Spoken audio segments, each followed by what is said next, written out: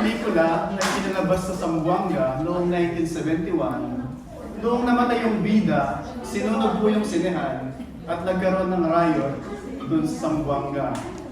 Kung naalala nyo, yun lang ang nag-iisang pelikula na pinatay nila yung bida dun sa movie. Yun po ay si Fernando po Jr. Noong sa pelikula, namatay siya, galit na galit yung mga tao, at dahil doon, sinunog nila yung sinehan na yun, at nagkaroon ng riot dun sa lugar.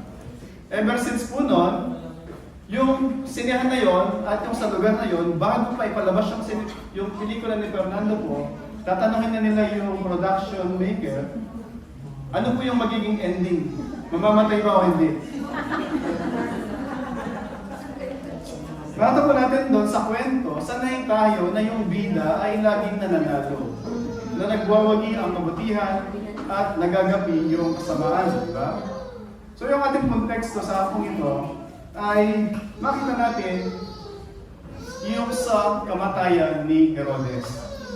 So, pinapatay niya si James doon sa chapter 12, early verses.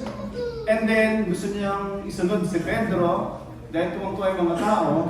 At perhaps yung mga mananampalataya during that time, ano ba? Tama ba tayo? Ano ba yung ginagawa natin? Bakit si Apostle James ay napatay? Si Pedro nakakulong? Kasama ba talaga natin ang Diyos? Perhaps yun yung tanong nila sa bawat isa. At sila ay pinipersecute, they were dispersed. But then, kapakita ng Diyos na sa kabila ng lahat, He is in control. So, try po tayo lahat sa pagbigay galang sa pagbasa ng salita ng Panginoon. Nabasa po nga natin sa Acts chapter 12, verses 20 hanggang 25. Acts chapter 12, simula verse 20 hanggang verse 25. At ito po yung sinasabi sa ESV. Now, Herod was angry with the people of Tyre and Sidon, and they came to him with one accord, and having persuaded Blastus, the king's chamberlain, they asked for peace, because their country depended on the king's country for food. On an appointed day, Herod put on his royal robes, took his seat upon the throne, and delivered an oration to them. And the people were shouting, the voice of a God and not of a man. Immediately, an angel of the Lord struck him down because he did not give God the glory. And he was eaten by worms and breathed his last. But the word of the Lord, or the word of God, increased and multiplied. And Barnabas and Saul returned from Jerusalem when they had completed the service, bringing with them John, whose other name was Mark. Ito po ang buhay na salita ng ating buhay na Diyos. Let us come to the Lord for guidance and understanding in prayer.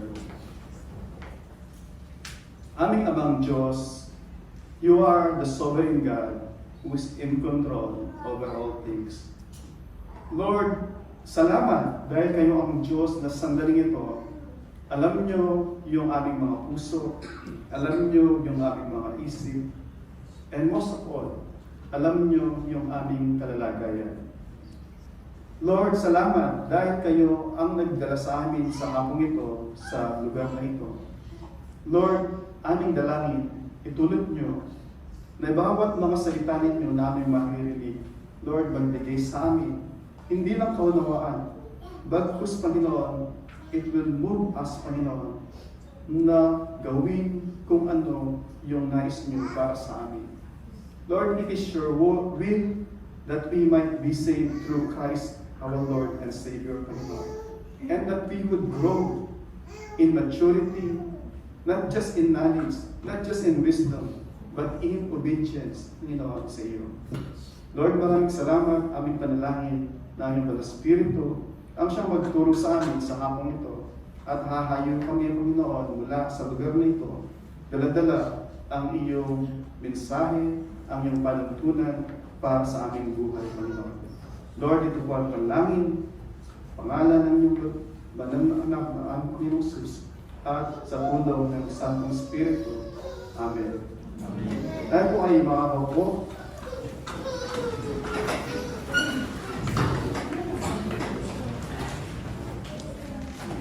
So makita po natin ulit,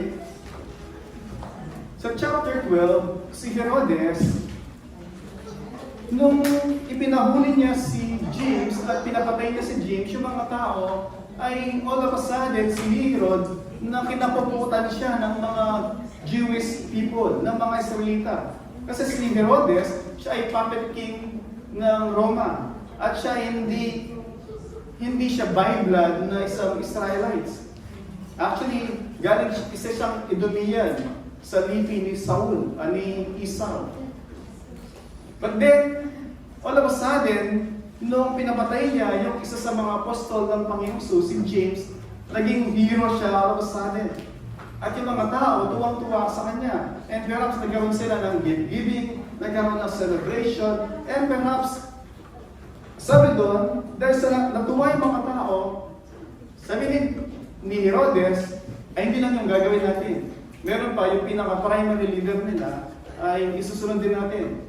Kaya nga sa preaching yung nakaraan, si Pedro ay nakatali yung dalawang kamay niya doon sa dalawang soldier. May soldier dito, may soldier sa kabila, at mayroong nagbabantay doon sa gate. And yet, nakita natin, si Pedro, habang masarap yung tulog niya, di ba? Si Pedro, ang sarap ng tulog. Naalala ko sinasabi ni Pastor doon nakaraan, si Pedro, alam niya, kinabukasan, pupuputin yung ulo niya. Just like what happened kay James.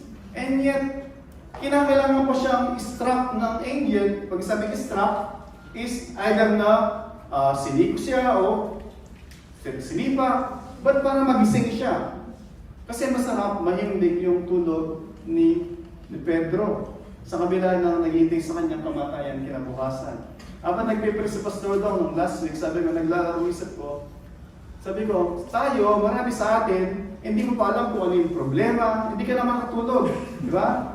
Daming nagsan, magme-message si Pastor, mag-pray mo po. Kasi hindi ako makatulog na naman, kasi isip ko to, isip ko yun. Hindi tayo makatulog, di ba? Kung kailan tayo dapat natutulog, kagaya ni Pedro, hindi tayo makatulog. Pero minsan, kung kailan tayo dapat gising, doon naman tayo natutulog, di ba?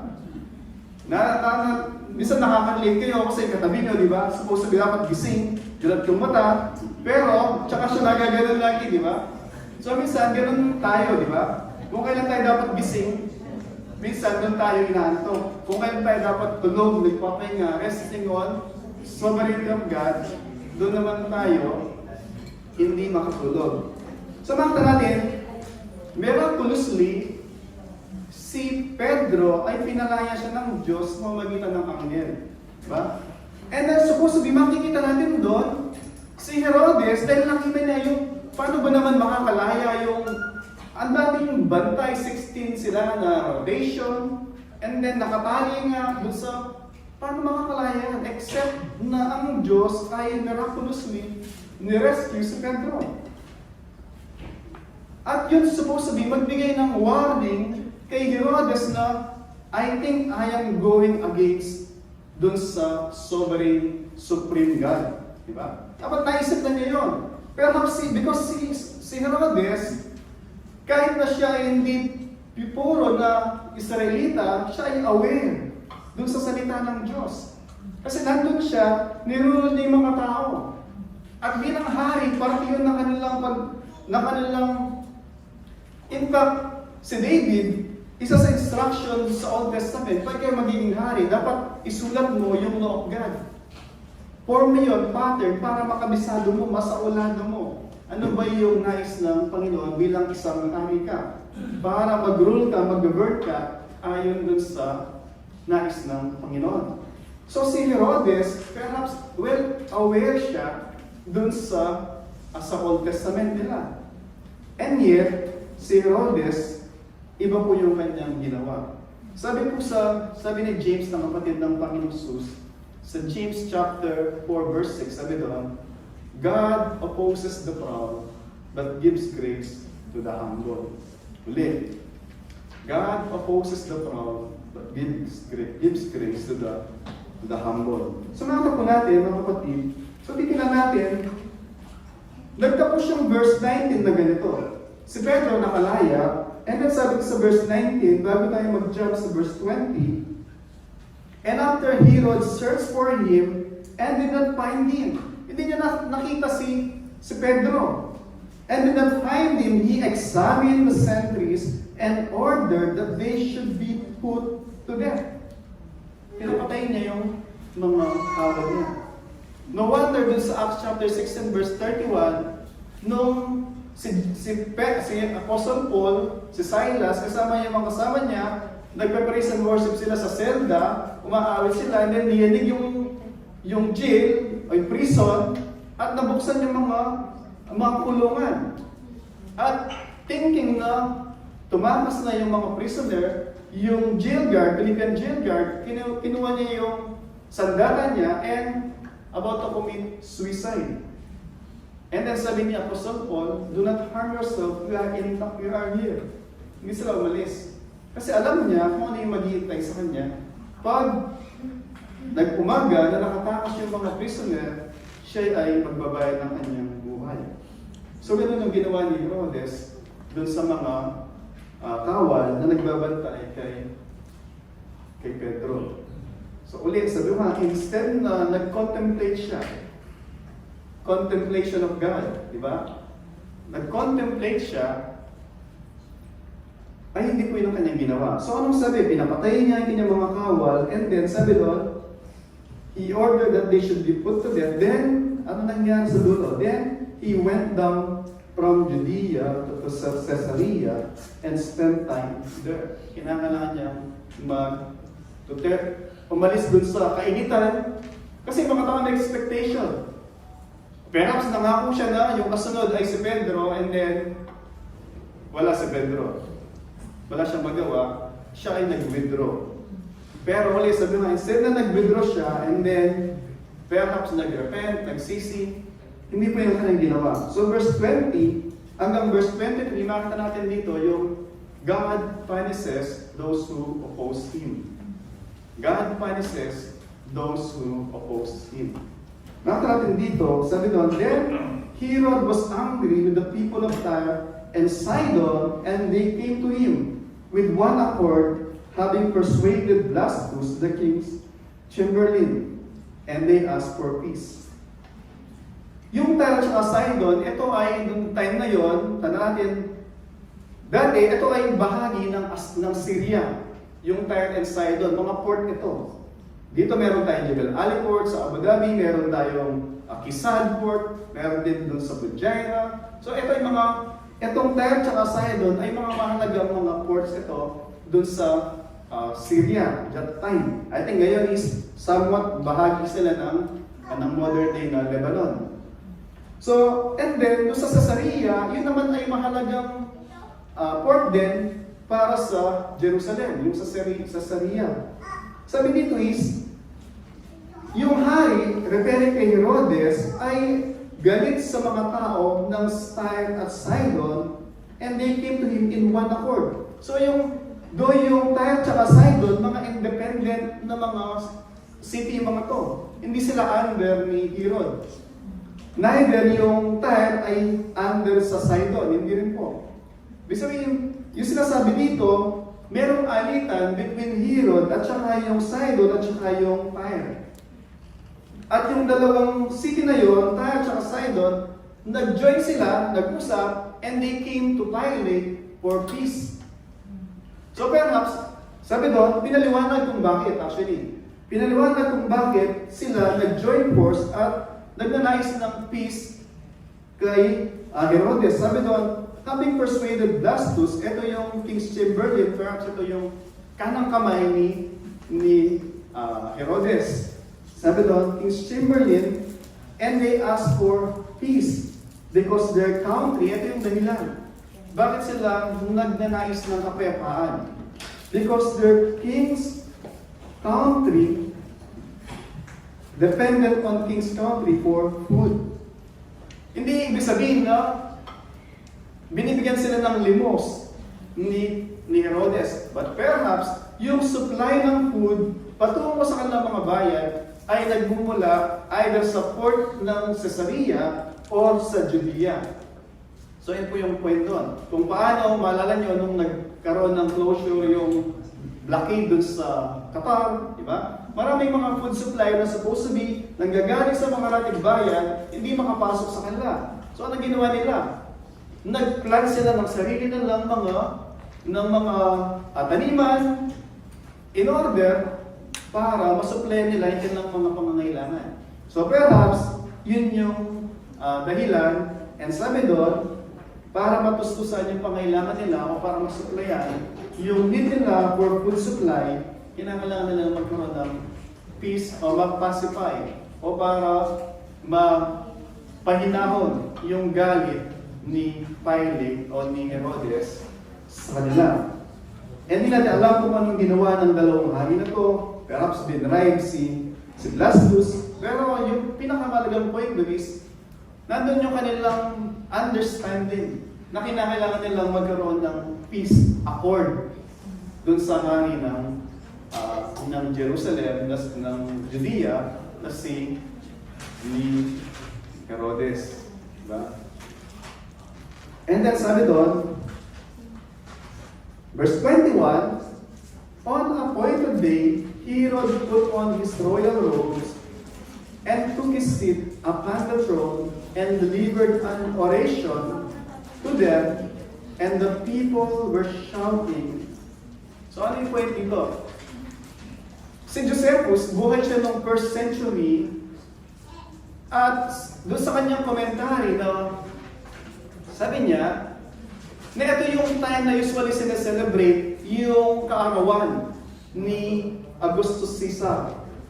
Usually, may celebration every 5 years, sineselebrate doon sa lugar na yon. So yung first day, usually si Caesar, all about Caesar, yung mga celebration, mga bongga na pag-commemorate at pag-tatanghal para kay Augustus Caesar ng Rome. Kaya natin, yung halos buong Middle East noon ay under ng Roman Empire. So ganun yung day 1. Pero pagdating sa day 2, sabi ni Josephus, yung bida ay dahil sa Caesarea gagawin to, so ang bida ay si Herodes. At sabi niya doon sa writing ni Josephus, si Herod, sabi niya, yung kanyang kasuotan ay sewn siya with silver. And then, nandun siya sa isang teatro na kung saan pag bukang liwayway, yung sinag ng araw ay mag-shine sa kanya, siya ay blazing, sparkling, na para bang naalala nyo nung ang Panginoong Jesus doon sa Mount of Transfiguration, He was blazing, di ba? And then, yung tatlong alagad ng Panginoon, sila ay nagpatira pa at takot na takot. Bakit? They remember si Moses na sa burning bush, doon sa Mount Sinai, nung he was with God ng ilang araw, and then pagbaba ni Moses, nagliliwanag yung kanyang mukha, kinakailangan niyang takpan kasi takot yung mga tao. So ganun yung nakita ng mga tao kay Herodes. So siya ay blazing yung kanyang kadingningan because of those mga paraphernalia na nakalagay sa kanyang robe. And sabi doon, yung mga tao, sabi niya, and the people were shouting the voice of a God, not of a man. So yung mga tao, andun yung kanilang idolatry. Diba? Pero natin, during their time, hindi bago sa kanila yun. Kasi si Caesar is Diyos. Si Diana ay Diyosa. Marami sila mga Diyos-Diyosan. In fact, marami sila yung mga tinatawag sa mga pantheon. Ibig sabihin, isang damakmak na mga Diyos-Diyosan. Meron sila, di ba si Hercules, si Sina, di ba? Si Cupido, di ba? Ang dami nilang mga Diyos-Diyosan. Para sa kanila it's not a issue para sa kanila na tawagin mong Diyos yung isang mere mortal man. But then sabi dito, verse 23, Immediately, an angel of the Lord struck him down. Because, sabi doon, bakit? Binigay din yung dahilan kung paano kanina, yung mga hahay ng Tyre Sidon, wanting peace doon sa kay Herodes, pinaliwanag din dito, bakit in-struck siya ng angel ng Panginoon. Kita natin, yung struck na sinabi dito, the same yung ginawa ng angel kay Pedro. Pero yung kay Pedro, pinalaya siya. Ikaw lang kung paano siya in-struck. But this time is the same word ginamit kay Herodes. He was struck down. Only, pagkakaiba dito, he was struck dead. Yung isa was set free, etong isa ended yung kanyang buhay tragically. Sabi doon, and he was eaten by worm. Pero sabi doon, pinaluwanag niya, bakit? Because he did not give God the glory. The reason is, sinabi very plainly, very clearly, unmistakably, the reason why he was smitten by the Lord, or by the angel of the Lord. Because he did not give God the glory. Bakit kaya? Sabi ng Giuseppe Soledo sa kanyang writings, sa Acts chapter 4, sa Acts chapter 14, later on, narating tayo, si Barnabas at saka si Paul, pag nandun na sila sa Greece, alam niyo, yung mga Greece, di ba? Marami silang Diyos. Si Zeus, di ba? Si Hercules. Ay, sisigaw yung mga tao, these are the voice of God. And then, anong ginawa ni Pablo at saka ni Barnabas? They tore yung kanilang mga clothes. Sabi nila, we are mere man. Kami mga ay kagaya nyo ng mga created beings. Hindi kami creator. Bagus kami ay kagaya nyo na created beings. Same thing. Nalala nyo, nung si Cornelius, pinuntahan siya ni Pedro, si Cornelius ay nagpatira pa kay Pedro. Ano sabi ni Pedro? Tumayo ka, ako man ay tao na kagaya mo. Even nung doon sa portico, nung sa Acts chapter 3, chapter 4, nung si Pedro, si John, nandun sila, and then merong isang paralitiko, sabi doon is, na nanlilimos, sabi ni Pedro at ni John, silver and gold we do not have, but what we have in Christ, we give you. In the name of Jesus Christ, rise and walk. And yung mga tao nagkagano sila na as if yung kapangyarihan na magpagaling ay sarili nilang kapangyarihan. So ano ba yung pinapoint doon? It's time na yung mga tao, na ina-admire nila, kino-consider yung mga alagad bilang mga Diyos, immediately nire-rebuke nila yung mga tao. They don't receive, they don't acknowledge yung worship, yung ascribe na pagpupuri ng mga tao sa kanila. And so, hindi nila nire-receive yung worship ng mga tao at binibigay nila o binibigay ng dalawa na mga lagad that only God deserves yung worship. Kaya hindi sila, they were not stricken dead. Pero si Herodes, sabi doon, immediately, kikita niyo mga kapatid, gusto kong maglaro yung isip niyo na ganito. Bakit nung pinapatay niya si James, ay hindi siya kagad pinurusahan ng Diyos and on the spot, patay? Diba? Maybe mas dramatic yun, di ba? Pagkapatay kay James, and then, pinakita niya sa mga tao na pinatay din siya ng Diyos. Pero bakit hindi kagad? And bakit nung hindi ito yung boses ng tao, bagos boses ng Diyos? Bakit doon pinakita ng Diyos na siya ay receive yung punishment o binigay yung judgment kay Herodes only that time? Bisan yan yung mga time na nag-isip tayo na ganun ba ang Diyos ka? Parang going back to Acts chapter 5 nung si Ananias and Sapphira, di ba? Ito ba yung pinagbilan ng lahat ng lupa? Ayan na lahat. And then, nagsinungaling ka sa Diyos, hindi sa tao. Drop dead. Patay si Ananias. And then same thing din yung sa Sarah, dalang ba talaga pinagbentahan? Ayaw na lahat. And I guarantee you, 100% na yung pagsisinungaling nila nung time na yon, bago yon, marami din silang kasinungalingan na ginawa sa buhay nila. And perhaps mas marami silang mga kasalanan na higit doon. Diba? Pero bakit on that very moment, on the spot, pinatay sila ng Diyos? Yung sa scripture reading kanina, makita nyo, diba? Na pinabay mo, anak sila ni Aaron, mga high priest yung mga to. Magsasacrifice sila, and then, sabi ng Diyos, sa pagsasacrifice sa akin, gumamit ka ng required fire. Pero di sila nakinig, they use yung sariling fire na nais nila, and habang nagsasacrifice sila, instead na i-consume ng Diyos yung kanilang offering, una silang kinonsume ng Diyos. Una silang tinupok ng Diyos.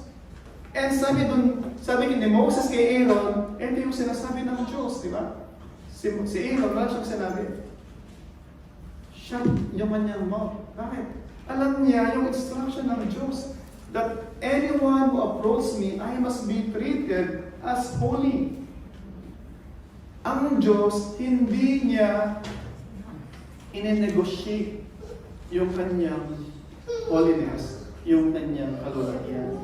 In fact, sabi niya, I am a jealous God. I will not share my glory to another.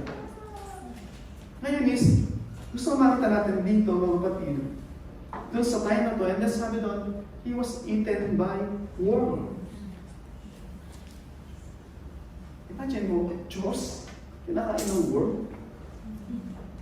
Pinoclaim siya ng Diyos, ina-ascribe siya ng mga tao na ito yung hinig ng Diyos, makapangyarihan. Ano yung kamangha nila? And then, all of a sudden, kinakain siya ng worm. At least tayo, pag patay tayo, kakain tayo ng worm, pero patay ka na. But siya buhay. He was eaten by worm while he was alive. Nakita niyo yung very gross, di ba? Eh, makita mo doon is, minsan, ganun ba ka yung Diyos? Ganun ba grabe ang Diyos na magparusa? And minsan isip natin, mga kapatid, parang yung kasalanan ko, higit pa doon sa ginawa ni Herodes. Diba? Perhaps nandun tayo ngayon nakaupo, inisip natin, yung kasalanan ko ay higit pa doon sa ginawa ni Herodes. In fact, hindi nila sinisigaw na ito yung tinig ng Diyos. Hindi nila sinisigaw sa atin yan. Pero sometimes we are acting up, we are yung Diyos ng mga balat natin, di ba? Na kung ano yung gusto ko, kung masusunod kung ano yung gusto ko, eh yun ang gagawin ko, di ba? Maraming beses na tayo yung Diyos ng sarili natin. And perhaps, minsan isip natin, ganun ba pag nagparos ang Diyos? Naalala ko nung ipapanganak si John the Baptist, nagpakita si Angel Gabriel sa pangitain ng kanyang tatay na si ano nga ba pangalan ng tatay niya? Zacarias, diba? Kasi si Zacarias that time ay siya yung high priest. Once in their lifetime lang sila pwede na pupunta doon, mag-offer doon sa Holy of Holies. And then, isa sa pangitain ni Zacarias is si Elizabeth na menopause na rin, maganda na.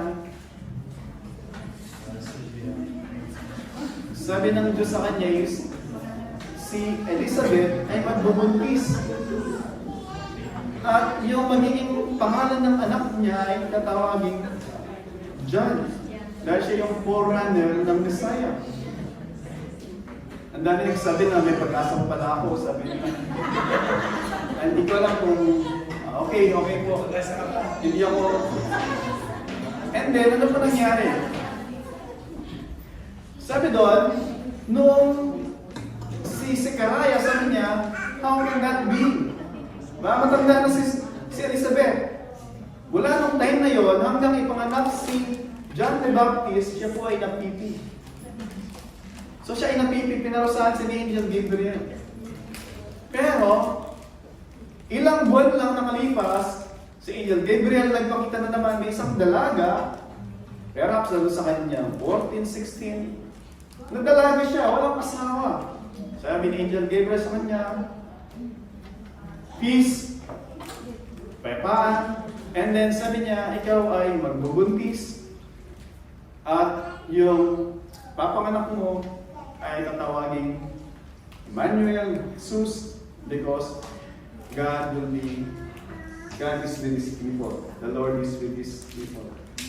He will save His people from their sin. And then sabi ni Mary, how can this be? Hindi siya sinabi na hindi ka naniwala, mapipipi ka na mula ngayon. Hindi po. Sinagot siya ni Gabriel. Sabi niya, the Holy Spirit will come upon you and you will conceive. Pinaliwanag sa kanya. Kasi paano nga naman, big dalaga ako. Ngayon, of course, that's not impossible. Dalaga ka. Isa nga, yung asawa mo na sa Pilipinas, nabubuntis, hindi na miracle yun ganyan, di ba? Hindi ganun eh. Nasa Pilipinas yung asawa, pero dito nabubuntis. It's not a miracle, di ba? It's natural, di ba? So, sa kay Maria, siya ay talaga na virgin. Ibig sabihin, never been touched. So, paano siya magbubuntis? And then, ano ba yung point nito mga kapatid? Si Zechariah, pinarusahan siya ng Diyos, hindi siya, napipi siya hanggang ipanganak si John. Si Mary, nagtanong siya, sinagot siya ng anghel din ng Panginoon. Same angel, Angel Gabriel. Bakit po mga kapatid? Una, pareho naman legitimate yung tanong. Pero, si Zechariah should have known better. Siya ay high priest. Alam niya kung ano nangyari kay Abraham o kay Sarah. Alam niya anong nangyari kay Rebecca. Sila ay mga barren. And yet, sila ay nagbuntis. Because yung Diyos na nagbubukas ng womb, ng matres, ay the same God na nagpakita sa kanila through vision o through Angel Gabriel.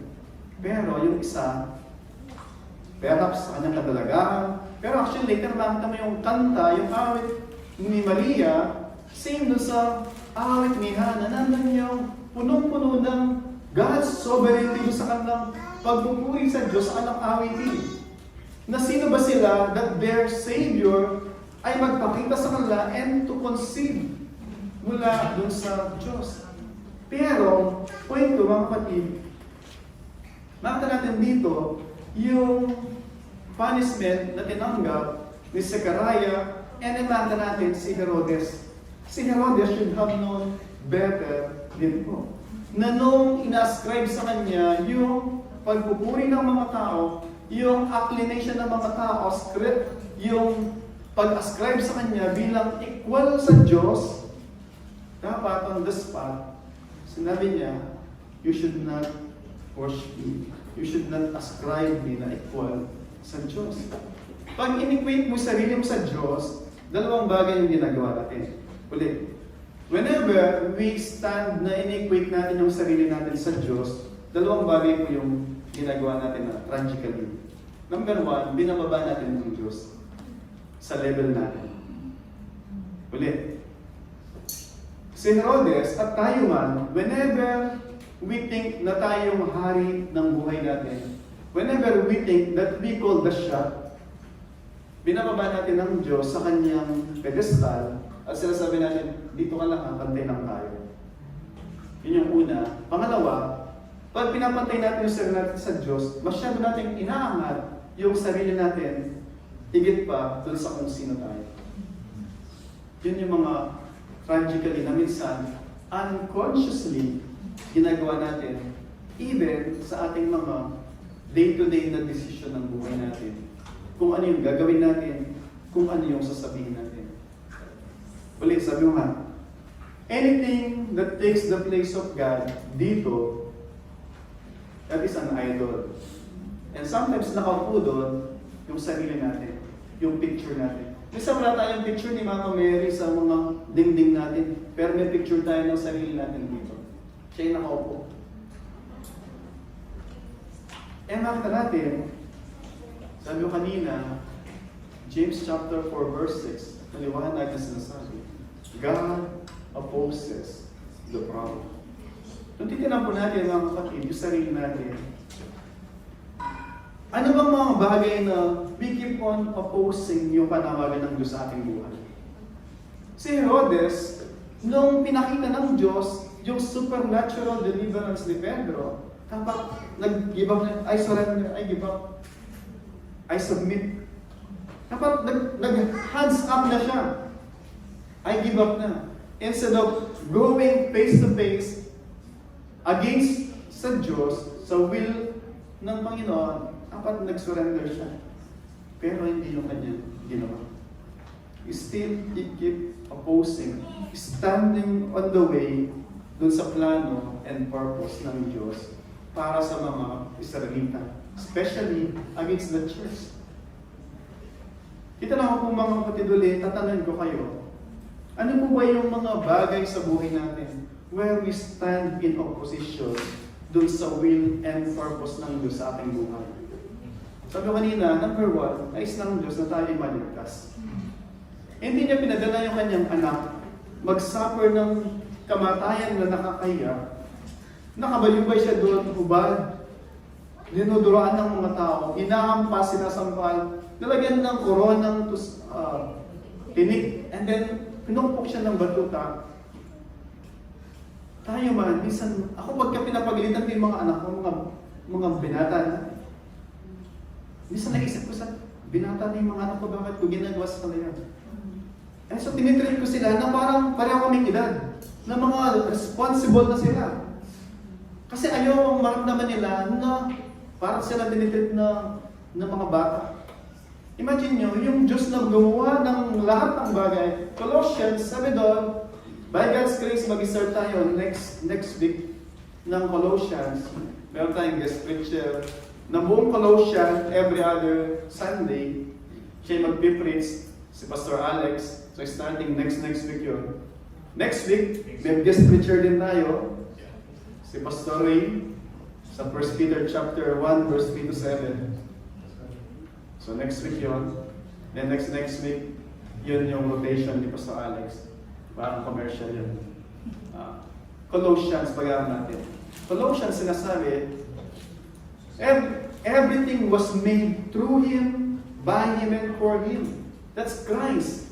Lahat ng bagay, sabi doon, walang bagay na nilikha, na nalikha, kung hindi sa pamamagitan niya at para sa Kanya. Yun si Kristo. And then imagine niyo, siya yung gumawa ng lahat ng bagay, and yet, para maligtas tayo, nandun siya sa krus na kabayubay, at yung mga tao, sinasabihan siya, ang dami mong pinagaling, ang dami mong niligtas, may mga binuhay ka na mga patay na. Bumaba ka dyan, at pag bumaba ka, nagawa mo yan, sasambahin kita. Yun ang sinisigaw ng mga tao. Yun po yung sinisigaw ng mga tao sa Kanya. Pero nakita natin, hindi siya bumaba, di ba? Ibinaba siya na siya ay patay. Inimlay siya sa libingan, pero after 3 days, muli siyang nabuhay. Pero ito mga kapatid, it is the will of God na tayo, number 1, ay maligtas. Ma-reconcile tayo sa Diyos Ama na because of sin, we have been separated from His love and from His grace. Si Kristo, ginawa niya lahat ng yon para tayo manumbalik sa Kanya. Magkaroon ng relasyon ulit between us, sinner, and a holy Savior, o yung Holy God na pinadala niya yung kanyang anak na nag-iisa para tayo ma-reconcile sa Kanya. Kung kayo po hanggang ngayon, yung heart niyo, very hard. Sobrang tigas. Na pag pinupok mo sa ulo mo, butas yung ulo mo, sobrang tigas. Pray to the Lord. Lord, change my heart. Lord, change my heart. I cannot change it. Sabihin niyo sa Kanya. I cannot change din yung puso niyo. No one can except God Himself. But you have to humble yourself. Recognize that you stand in the way of God. that you stand in opposition doon sa nais ng Panginoon. And many people, sabi nga, ang daming narinig, kagaya ni Herodes, kagaya ni Zechariah, ang dami na nating alam, ang dami natin narinig. And yet, yung puso natin, shielded siya ng Iron Dome, shielded siya ng laser beam, shielded siya ng Santa Magna, na para lang yung mga mayayaman na billionaire, meron silang underground na bunker daw para pagka lumindol, may gera, protected sila. Kasi yung puso natin, shielded siya ng napakaraming, napakakapal na bakod. Konkreto, reinforced concrete. Pero, kung kikilalanin natin na we cannot be a God para sa ating sarili at mananalo tayo dun sa plano ng Diyos. Hindi po. Gusto kong remind kayo mga kapatid, noong si Herodes, kinapugot niya ng ulo, si James, hindi siya agad pinatay ng Panginoon. Binigyan pa siya ng sometime. Pero, hindi siya yung pasensya ng Diyos ay hindi rin walang hangganan. Obviously, yung resources niya hindi basta-basta mauubos. Pero yung pasensya ng Diyos, nauubos din pala. Kasi makita natin doon, surely, because of His love, kaya niya pinapatay si Herodes. Because of His love, doon sa kanyang church. He has given enough kay Herodes, and si Herodes, he threw away yung lahat ng panawagan ng Diyos. I pray ulit, if your heart still hard rock, I pray, nakatagpuin kayo ng Panginoon. Palitan niya yung puso niyo ng puso na nandun yung pagpapasakop sa Kanya. And kung yung puso na ninyo ay pinagtanda ng Diyos ng pusong laman, and yet, still, after, tanong natin, yung pagiging Kristiyano, it's not the end. That is just the beginning of the process ng Diyos in order for us to walk doon sa nais niya na maging witness tayo para sa Kanya. Na bawat tao ang titingin kung paano tayo binago ng Diyos, yung mga tao, mamamangha sila. At sasabihin ng mga tao, imposible ito para sa kanyang sarili lang. There must be an outside power, outside him or her, na kumikilos para maging posible sa kanya na wala siyang trabaho, nandun siya sa accommodation niya. Nagre-rejoice, nagpupuri sa Panginoon, keep on trusting, holding that God is sovereign. Yung asawa niya, kung ano na ginagawa, and yet still praying para sa kanyang asawa. Hindi siya bumibitaw na, nagloko ka, kaya mo gawin. Still holding na nagloko asawa niya, I will still pray for you. Instead na mag-revenge ng to do the same na ginawa nila, which will hurt yung sarili mo lang, resulted in prayer para sa mga asawa. Sinisigawan ka ng amo mo, instead na pag-pray ka yung amo mo ng masama, pag-pray mo yung amo mo na, Lord, kilusin mo yung puso niya. Lord, tulungan mo kung ano ba dapat kong gawin. Always, yung tugon natin sa kasamaan is goodness. Amen. Prayer instead na curse. Yun po yung going within sa will and purpose ng Diyos. Bakit tayo narito? Naalala ko si Joseph the Dreamer, di ba? Yung kanyang mga kapatid, dahil favorite siya ng kanyang ama na si Jacob, selos na selos yung kanyang mga kapatid, na 11, o yung 10, kasi si Benjamin, bata pa. So binenta siya ng kanyang mga kapatid. Actually, gusto yung patayin. Kaya lang, what a waste, papatayin natin kapatid natin, pwede naman natin pagkakitaan. So binenta siya as slave. So si Joseph nandun sa Egypt, bilang slave. And then, faithful siya, pinagpala ng Diyos, yung household ni Potiphar. Sabi ni Potiphar, I know that God is with you. Lahat ng gawin ng kamay mo ay pinagpapala ng Panginoon. Imagine nyo, yung isang walang Diyos, yung hindi kumikilala sa Diyos, nakikita niya that God is with Joseph. I pray na yung mga employer natin, yung mga amo natin can see. Alam mo, God is alive. Because I can see His power sa iyong buhay. Hindi yung pagka nakita tayo ng mga amo natin, ito naman yung empleyado ko na. Laging nakasimangot, laging makita mo sa umaga. Alam mo, may mga ganon, sobrang bigat. Nakita mo sa umaga, parang, yung Diyos parang walang kapangyarihan. Laging talunan. Hindi ko sinasabi na parang ang baliw ng ngiti-ngiti. Hindi. Pero yung, alam mo, merong vibrant, merong dynamic yung buhay mo na hindi ka parang talo lagi. Na may problema, nagloko na lahat, nagugunaw na ang mundo, papatayin ka na bukas, kaya mong matulog, para kinabukasan, pag nasa trabaho ka, energy ka na gumawa. Hindi rin pagdating sa opisina, di ba? Ito na naman yung trabahador na walang ginawa, mag-internet, Bisan sa opisina, meron akong kasama na, sabi ko, pag-iisip ko na, may mga tao sabi, minsan, tinatawagan mo siya na, mga bata kasi yung ibang kasama, sabi ko, gusto ko yung, kahit nasaan kang company magpunta ka ako, imagine lagi, pag the moment na sumasahod ka, nag-withdraw ka, na nandun yung joy mo, eto yung pinaghirapan ko. Para mag-spend ka, kukunin mo, nandun yung joy.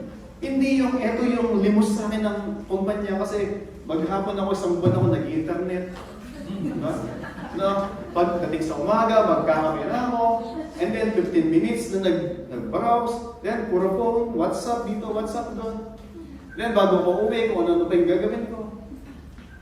I don't find joy dun sa ganun na kahit nagtatrabaho tayo, tandaan natin, ang Diyos primarily, yung ating employer. Kung faithful tayo, dun sa ating employer na ang Diyos, dapat faithful tayo kung paano tayo magtrabaho dun sa mga in-entrust sa atin ng Diyos ng mga employer po natin. Kagaya ni Joseph, faithful siya. Even nung nakulong po si Joseph, nandun siya sa kulungan, for what? Nakulong siya kasi yung asawa ng kanyang amo, Joseph, sabi niya, lie with me, diba? Bagong ligo ako, diba? Si Joseph is, sabi niya, how can I do these things against God? Hindi niya sinabi, how can I do this against your husband? How can I do this against God? At dahil doon, nag-end up siya sa kulungan for doing what's right. Minsan, in doing what's right, kaakibat niya, pugot-puto. Kagaya ni James. Minsan, end kulungan. Kala niyo, binasa natin 2 weeks ago yung scripture reading ng Hebrews chapter 11. Some pinakain ng raven, some dumaan sa apoy, some kung ano nang ginawa ng Diyos, di ba? But then, meron ding pinugutan yung ulo, they were cut in two, and yet they remain steadfast. So mga kapatid, yung remaining faithful sa Diyos ay hindi lang doon sa panahon na puro pagpapala. Minsan, may mga palo, it not necessarily dahil pinaparusahan tayo ng Diyos, but pinapadalisay tayo ng Diyos. Yung ginto, lagi kong illustrate dito sa church, na yung ginto, pinapadaan sa apoy. Sabi din yun ni Pedro, para maging pure, pinapadaan sa apoy. So minsan, hindi naman tayo pinaparusahan ng Diyos pag may mga problema, may mga suliranin na kinakarap. It's just God is at work, purifying us. Gusto ng Diyos na lalo tayong magtiwala sa Kanya. And even yung mga tao around us, mabibless sila na wala tayong trabaho, nakapag-invite ka, masaya ka nag-invite, and then tatanungin mo yung isang tao in-invite, kaya invite mo ka na ganito, ma-okay po siya doon. Wala siyang trabaho, yung iba, na high blood na, pero yung iba, ay, masaya pa rin, nakangiti. Kasi alam nila, yung Diyos naman ang pinaglilingkuran. Diba? So mga kapatid, sa naalala ko yung mga diamond. Yung mga diamond, maglakad ka, wala kang makita na. Minsan may makita kang diamond. But naturally, yung diamond, hinuhukay siya sa ilalim. Sa ilalim ng lupa. Kinakailangan mong maghukay na napakalalim para ka makakuha ng mga diamond. Sabihin, it means yung effort, hard work. Ganun ang ginagawa ng Diyos sa atin para yung pagiging makintab na diamond ay lumabas sa ating mga buhay. God is at work. God is purifying us. Sa kabila ng seemingly na nagtatagumpay si Herodes, but God at the end judged him, punished him, because God opposes sa mga proud. So, mga kapatid, anong area ba ng buhay natin na at this very moment, we stand in opposition doon sa nais ng Panginoon? Minsan, sasabi nyo nga, isa sa manungkot minsan na sa buhay ng isang, hindi na siguro sa buhay ng isang pastor, kaya lang minsan bilang pastor, minsan mas alam mo yung mga umaaten sa church, yung makasama mo. And then alam mo rin, mostly yan yung ginagawa nila. And then alam mo yung ilang beses na kinausap. And then you are pleading to them, be saved. Receive the Lord Jesus Christ. Pakita mo yung pag-receive mo kay Christ by obedience sa Kanya. And yet nakita mo, still they are far doon sa pag-obey lang, doon sa nais ng Panginoon. Nakita mo naman. And minsan din nga, sabi mo, yun yung minsan na all the more na kailangan mo iyak sa Panginoon. And minsan, sa kakaiyak mo, minsan, yung puso mo, wala nang mailunga. Kasi minsan hindi lumuluha yung mata ko. Lumuluha yung puso. Pero minsan sabihin na, si Pastor, matigas yun. Matigas na lang yung mata ko, hindi basta-basta umiyak. Pero yung puso, pagka nalala ko lang, naalala ko yun yan, pag pinagpipray mo na, Lord, how long, Lord? Hindi how long na ipag-pray. Lord, how long na they will keep hard yung mga puso? Lord, how long? At the end, yung panlangin mo, it's not para sa'yo. It's not para sa church. It's for the people. Na alam mo, they are still standing dun sa way ng Panginoon against Jerusalem. Mga kapatid, pangalawa, makita natin doon, sabi doon, as God purifies yung church, as God pinapadaan niya yung kanyang mga lingkod dun sa fire, sa magitan ng mga pagsubok, persecution, yung end result, sabi doon, sabi sa verse 24, but the word of God increased and multiplied. Perhaps nung pinapatay na yung mga lingkod ng Diyos, si Stephen pinatay, si James pinatay, they were all scattered. Isa sabihin, tama po pag ginagawa natin. Kung kailan ako lumalapit sa Diyos, kung kailan nangyari lahat ng ko. Perhaps yun yung nangyari sa kanila. Perhaps. And there is no greater motivation and comfort to know that as they pass through persecution, trials, yung church lumalago. Naturally po, God forbid, ito yung nice na Panginoon. Example, biglang-bigla, kinakarakdown yung mga Christian. At may pagtatayo dyan na meron siyang pamalo. At sabi, sino lahat ng Christian dyan? At meron siyang separation kagad. Yung Christian sa kanan, yung hindi Christian, pwede na umalis. Uwi na kayo ng bahay nyo, you are free.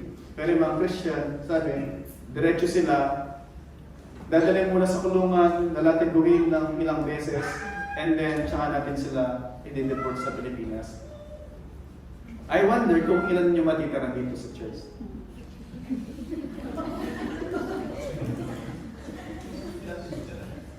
Ulit. Sabihin, di ba?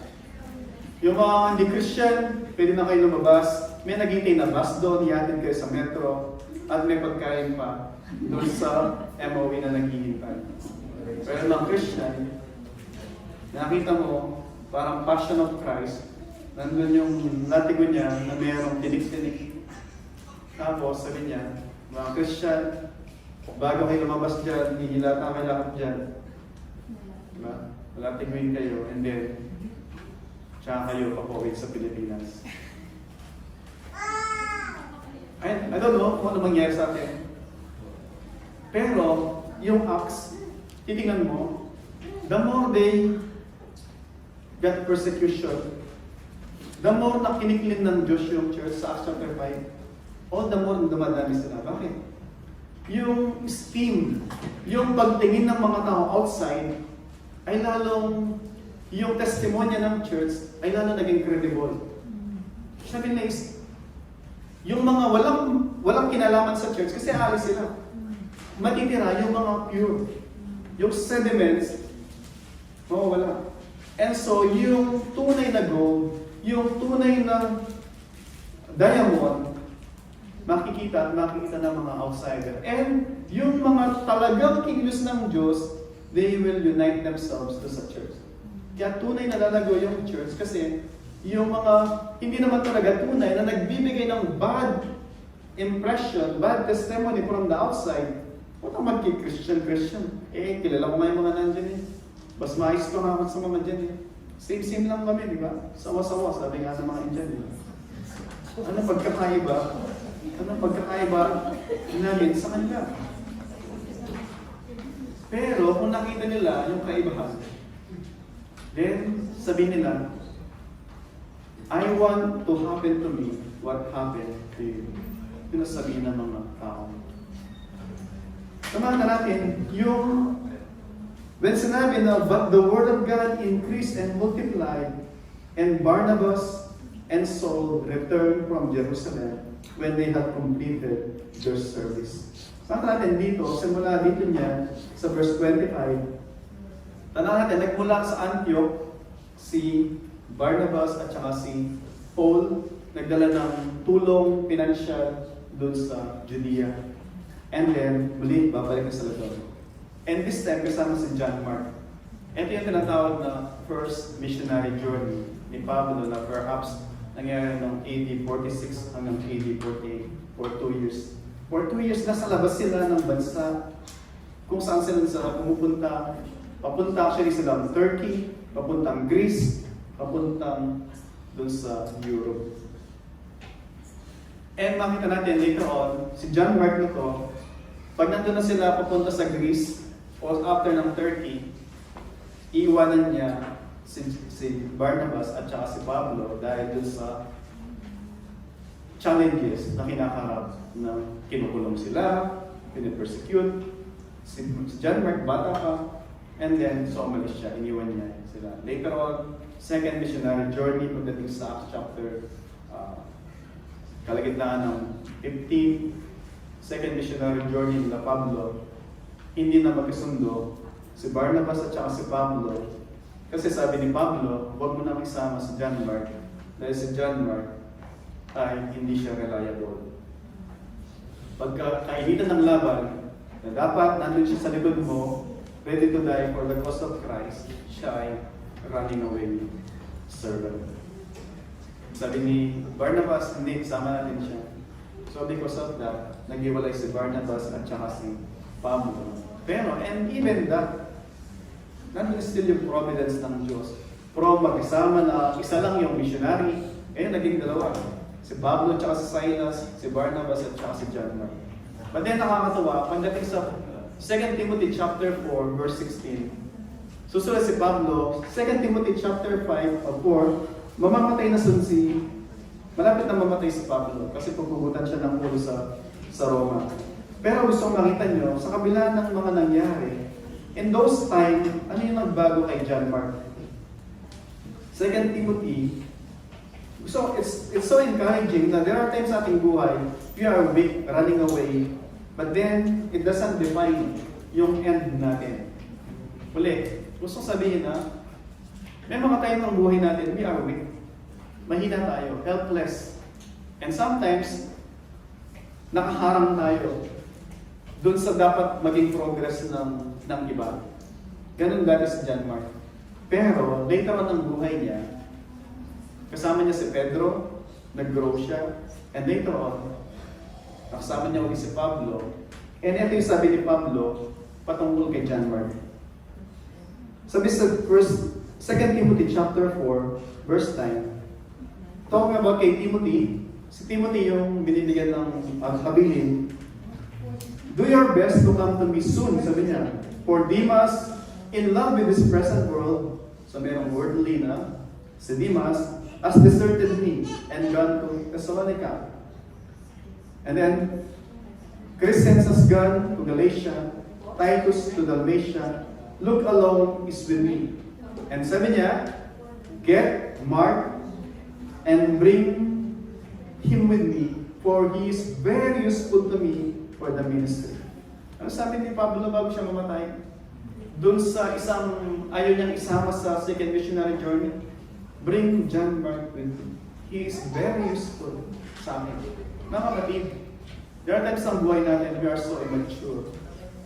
Tayo mga baby Christian.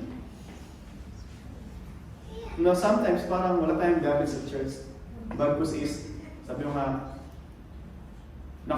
nakaharang tayo doon sa dapat nakarin ng church. Pero, same with doon sa pinakita ng Diyos, doon sa grace na pinakita din ni Barnabas, ministering, tinuruan niya si John Mark, kasama niya, and later on, siya ay very useful para sa church at para kay Apostol Pablo.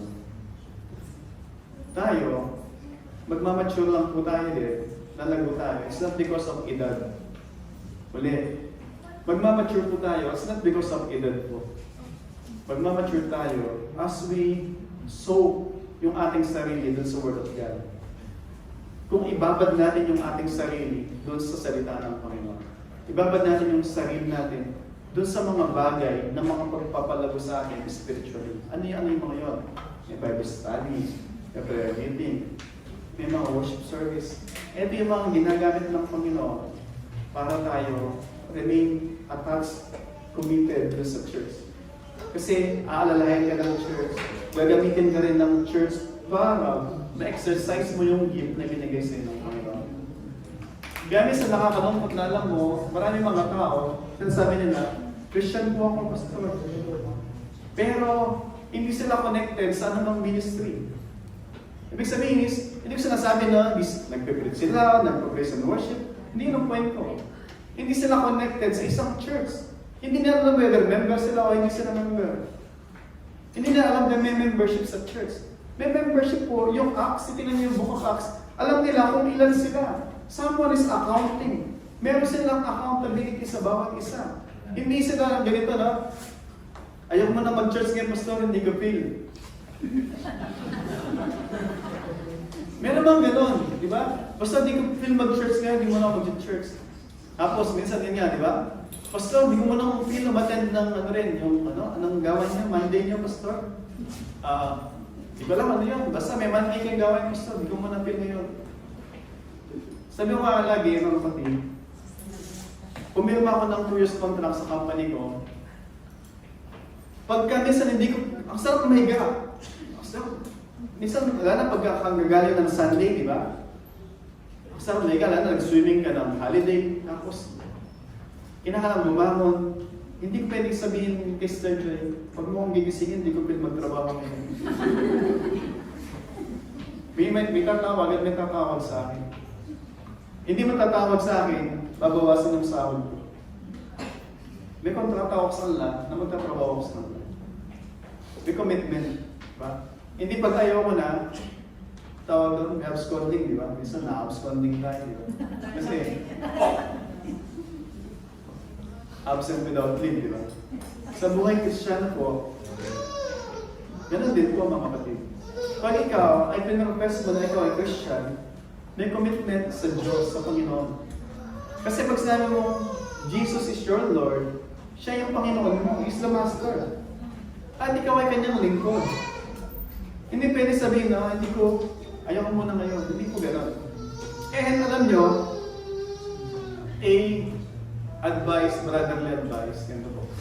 Whenever we feel na ayaw nating manalangin, ayaw nating umaten, ulit, pag dumating tayo sa yugto na parang ayaw mo munang umaten, gusto mo munang isolate. Minsan nakaramdam tayo ng gano'n, di ba? Ayaw mo na may pag-usap, pastor. Kahit kanino. Minsan gano'n, Sister Joy, ayaw man pag-usap. Ayaw mo natin may pag-usap. Gusto nating secluded na. Pagka dumating tayo sa time na ayaw natin nakausap, ayaw natin meron tayong connection sa church, ayaw natin manalangin, mga kapatid, yun yung time na all the more kailangan natin magpag-usap. Amen. Hindi. Pag ayaw niyo makipag-usap, kasi sabihin mo, baka ano lang masabi ko. Yun yung all the more na sign, symptoms, you need to call someone. Para i-share nyo na, ito yung naramdaman ko ngayon, ay, pakamdam ko mag-isa lang ako. Hindi mag-isa na dahil single ka, hindi sa nakakaroon tayo na, parang mag-isa ka. Alam mo, gano'n, ang daming tao, pero parang, hindi wala, parang mag-isa ka lang. Dumarating tayo sa buhay na, sa punto na gano'n. Ang daming tao sa church, ang daming members sa church, pero pakamdam mo, parang nag-isa ka lang. At minsan, feeling lang po natin yun. All the more, na kinakailangan natin na isang message lang yan. Minsan, pag nakanap tayo gano'n, minsan yung Holy Spirit actually, ang nagre-remind sa atin yun, sige, tawagan mo si ano, message mo sa ganito. O minsan tayo yung nakakaramdam na, parang gusto kong tawagin mo si ano, si Brad o si Sis. Parang yung Holy Spirit is nililid ka, na kumustahin mo, yun yung ganito. Kasi napakatahimik niya. That is one na to go dun sa nais ng Panginoon sa ating mga buhay. At isa yun, madalas, na ginagamit ng Panginoon to mature us. And pag ginawa natin yun, magmamature din yung other people na miniminister natin. Mga kapatid, gusto ko sabihin, sa trabaho, bago ka graduate sa mga nag-aral tayo, meron ka natawag ng practicum. Diba? Ito natawag ng OJT. It's para, ano ba yung pagka-graduate mo? Ano bang gagawin mo pag nandun ka na sa field?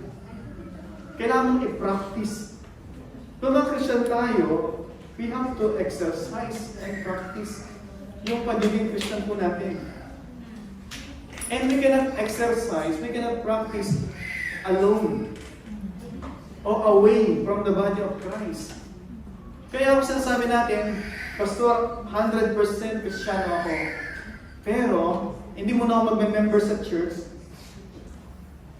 You are standing in the way doon sa nais ng Diyos para sa iyo. At paharap doon sa nais niya sa church. Nais ng Panginoon na magamit ka sa church. Pero ayaw mo magpagamit. Kasi ayaw mo magpamembro. I plead to you, reconsider yung plano po ninyo. Na kung hanggang ngayon, still against kayo o nire-resist nyo na lumapit magpagamit doon sa gawain ng Panginoon sa church. I-reconsider nyo po mga ng kapatid. Yun yung way para kayo mag-grow. At the same time, yun yung way para mag-grow din yung church. Kasi pag nag-grow kayo, mag-grow yung church. Imagine nyo, bawat isa atin ay nagagamit sa church, nag-grow. Yung impact nun, mag-grow yung Iglesia ng Panginoon. Yun yung point number 2. Nakita natin doon, amidst persecution, yung bawat isa, pinapanalangin si Pedro, yung pangailangan ng bawat isa, inaatenan. Kinukumusta yung bawat isa. And so they are ministering doon sa bawat isa as the member individually na nag-grow, yung effect niya, mag-grow individually yung church. Gusto niyo po ba mag-grow yung church? Member po ba kayo ng church? Amen. Kung hindi po kayo member, ini-invite po kayo ng church na mag-membro po sa church. Magbabakasyon po na po. Honestly, kung sa tingin niyo po, you are Christian. Of course, number 1 requirement, you are Christian. Kasi paano kung magme-member sa civil engineering team, kung hindi ka civil engineer, accountant ka, magme-member ka sa accountant ng mga group, di ba, mga CPA. Pero kung Christian ka, yun lang ang number 1 na requirement. Kung Christian ka. Pangalawa, kung Christian ka, dapat nagpabautismo ka. Kasi di ka sabing Kristiyano ka, pero hindi ka nagpabautismo. Kasi yun ang pinapakita ng Acts. Yung mga Christian, they profess yung kanilang faith by water baptism, dineclare nila sa mga tao. So uli po, if you are convinced na Christian kayo, approach niyo po si Pastor Dong. Pastor Dong po, sabi niyo. O i-message si Pastor Dong, yung number niya nasa WhatsApp group po. Sabi niyo, message siya, Pastor, Gusto ko na pong magpabautismo. Gusto kong mag-member sa church. O ganito, Pastor, nabaptize na po ako sa Pilipinas, nabaptize ako sa Saudi, nabaptize ako kung saan mang bansa. Nabaptize na po ako, Pastor, Christian ako. Pero gusto kong mag-member sa church niyo. Message ko rin po si Pastor doon. Kausapin po kayo, ano po ba yung dapat gawin? We would be joyful to serve you po. Amen. So that you too can serve with us. Hindi para ma-serve nyo kami. No. Para sama-sama tayo mag-serve sa ating Panginoon through the church. Okay po? I pray. Tatanungin ko si Pastor doon bukas ng gabi. Pastor, may ano po ba nag-message sa inyo? Pag sinabi niya na, Pastor, wala, uwian na po. Ibig sabihin, what effect yung ginagawa natin. Tandaan po natin, ulit, hindi patagalan, hindi kinakailangan 1 year kayo sa church, 2 years kayo sa church, 1 week kayo sa church, 1 day kayo sa church, pero convince kayo, Kristiyano kayo, you want to serve the Lord through the church, you are qualified na maging miyembro ng church. Kausapin lang namin kayo ng pastor para convince kayo mismo ano ba yung pinapasukan ninyo. Okay po, para maliwanag po sa inyo, maliwanag sa amin yung intention nyo, bakit kayo nag-join. But, ulit, it is our joy. Because it is the will of God na una, hindi na kayo masave. Bagkus kayo ay magamit para sa kalulatihan na ating Panginoon. Kaya po lahat ay tumayo at tayo nga.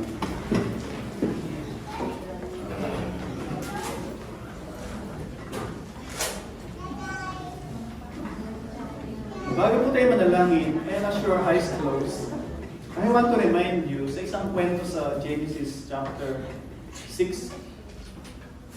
Bago gunawin ng Diyos yung ancient world through flood sa panahon ni Noah, si Noah ay binigyan ng task ng Diyos na mangaral.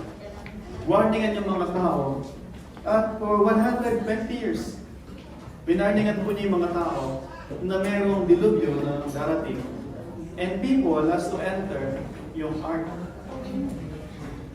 Pero, maliban sa pamilya ni Noah, at saka yung mga animals na sinend ng Diyos, wala pong ibang tumalima.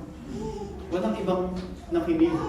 O perhaps nakinig sila, pero hindi naniwala kay Noah. At kung nangyari, na-destroy po lahat, except yung nandun sa ark. Ganun yung pasensya ng Diyos for 120 years nang haral, naghintay through Noah, and yet nobody responded. Sa Genesis chapter 15, verse 16, sabi ng Diyos kay Abraham, this land, sabi niya, I will give to your offspring. But, sabi niya, I will give this land after 400 years. Sabi niya kay Abraham, yung mga saling lahi mo, mapupunta sila sa Egypt, kasi wala pang anak si Abraham that time. Wala pang Isaac, walang Ismail, wala pang si Hagar, perhaps slave. At si Sarah ay menopause na. Sabi ng Diyos kay Abraham, I gave you this land, but not yet. Pero sabi na sa verse 16, because the sin of the Amorites is not yet complete. Kwento po daw mga kapatid, sabi ng Diyos, I will punish yung mga Amorites, but after only 400 years. I will drive them away, I will punish them, I will kill them, para yung lupa nila, lupa ko na pinagkara ko sila, for free. And yet, they oppose me, I will destroy them, and I will put you instead in their place. 400 years sinintay ng Diyos yung mga Amorites. Pero, 400 years man na nakalipas, they did not surrender sa Panginoon. Mga kapatid, as we pray, I plead to you, ulit, to consider yung panawagan ng Diyos sa atin sa hapon. Do not stand in opposition sa Panginoon and do not stand in the way dun sa nais ma-achieve ng Panginoon para mag-grow tayo spiritually at eventually mag-grow yung kanyang church for His glory and His glory alone and for our good. Let us pray and let's come to the Lord. Lord, muli maraming salamat. You are gracious but holy God. Lord, Ikaw ay nananawagan sa amin to consider our ways, to consider our choices, and to consider, Panginoon, kung ano yung nais mo para sa amin. It is your will that we will be saved. It is your will that we will grow in godliness and in Christ's likeness. And that would only happen if we will submit to your will and will abide dun sa revealed will mo sa iyong mga salita. Lord, this is your plan to the church, Panginoon, that we would be fed spiritually and that we would serve alongside, Panginoon, sa mga anak mo, serving one another through love, through prayer, and through ministry doon sa mga wala pa pong relasyon sa iyo. Lord, help us doon sa anumang kahaya natin ngayon, Panginoon, by your grace. May surrender namin yung aming mga buhay sa iyo. And by your mercy, by your grace, Lord, use us for your glory. Father, we ask this for your name's sake, Panginoon, and for our joy na tulad nito, Panginoon. At sa Kanya na ang pag-iingat sa atin upang hindi tayo magkasala at makapaghaharap sa atin ng walang kapintasan at may malaking kagalakan sa Kanyang kalwalatian sa isang Diyos na ating tagapagligtas sa pamamagitan ni Jesucristong Panginoon natin sa Kanyang kapurihan, karangalan, kadakilaan at kapangyarihan mula pa noong una, ngayon, at magpakailanpaman. Amen. Amen.